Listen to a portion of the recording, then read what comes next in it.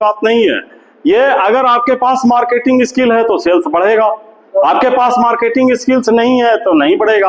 आपके पास consumer behaviour skill है, आपके पास कम्युनिकेशन स्किल है, आपके पास डिजिटल मार्केटिंग स्किल है, आपके पास जो है सो ओमनी चैनल स्ट्रेटजी स्किल है, तो आप सेल्स को बढ़ा सकते हैं। आपके पास क्रॉस सेलिंग स्किल है तो आप सेल्स को बढ़ा सकते हैं। आपके पास एबिलिटी और नॉलेज दोनों होगा तब जो है सो आप सेल्स को आप बढ़ा सकते हैं। यानी ability plus knowledge is equal to skill. बात समझ में आ रहा है ना? तो मार्केटिंग स्किल जो है एक प्रकार का एबिलिटी है, नॉलेज है आपके पास, तो आप निश्चित सेल्स को आप आगे बढ़ा सकते हैं। जैसे मान लिया कि एक एग्जांपल लेते हैं लैब टेक्नीशियन वाला, बात समझ में आ रहा है ना?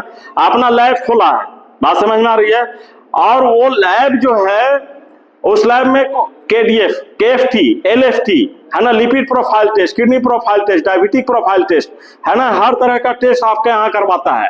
और उस टेस्ट के आधार पर जो है आप उसका डायबिटीज रिवर्सल प्रोग्राम करवाते हैं, आप कैंसर रिवर्सल प्रोग्राम करते हैं, आप हार्ट रिवर्सल प्रोग्राम करते हैं। यानी आप जो है सो आप उसको बताते हैं कि आप कैसे जो है सो आप ठीक होइएगा।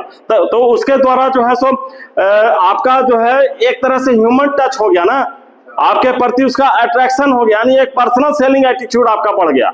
बात समझ में आ रही है ना?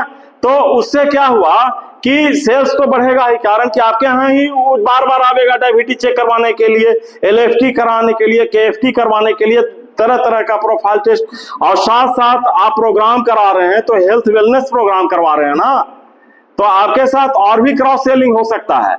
जैसे आप मेडिसिन भी बेच सकते हैं, बात समझ में आ रही है ना? आप और भी हेल्थ से रिलेटेड जो है सो जिम वगैरह करवा सकते हैं, योगा करवा सकते हैं। यानी क्रॉस सेलिंग आपका करने से बहुत सारा सेल्स बढ़ता है। बात समझ में आ रहा है ना? आप जो है जैसे आप मोबाइल बेचते हैं, मोबाइल का और एसेसरीज आप बेच सकते हैं, तो मोबाइल तो बिकेगा ही, उसके साथ और भी चीजें बिका। बात समझ में ना? चार्जर है, बैटरी है, और भी चीजें है ना, हेडफोन है ना, लैपटॉप बेचेंगे तो लैपटॉप के साथ और भी एसेसरी बेचेंगे।